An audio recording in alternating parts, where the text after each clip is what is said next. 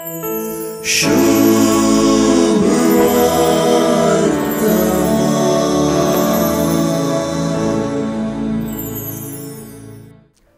सुवार्थेंतले जेजूचे वपारी बरीत शिकवणेचे केंद्रस शास्त्री आनी फारिजेवांनी केल्ली हो मनीस पातक्यांक घेता आनी तांचे सांगता जेवंकी जेवता म्हणली जेजूची टिका वा ताचेर घाल्लो हो बदलाम।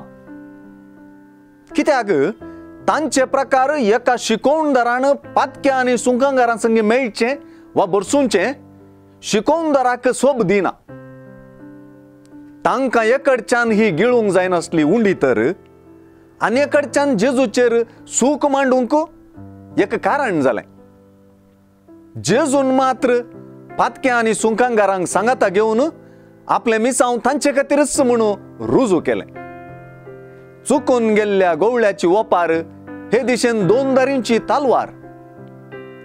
एकडच्यान आपूण आयिल्लो असल्या पातक्यां खातीरच म्हणून आनी तांकां बाचाव करचे खातीरच म्हणून सांगता तर आनी एकडच्यान जेजू ह्या पातक्यांक जिणी बदलापाचो आनी परिवर्तनाचो उलो दिता। जेजूच्या भोव पवित्र काळजांत पातक्यांक आनी समाजान पातकी म्हूण वलायलेल्यांक जागो आसा। तांचे खातीर तें काळीज चुरचुरता आनी टिका सयत सोंसता।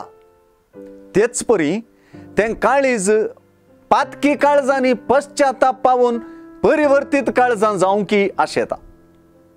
आमचें पश्चाताप पावप वा आमच्या काळजाचें वा जिविताचें परिवर्तन जेजूच्या भोव पवित्र काळजाक स्पंदन जावची भोववर्ती रीत म्हणून जेजून सांगून दिला।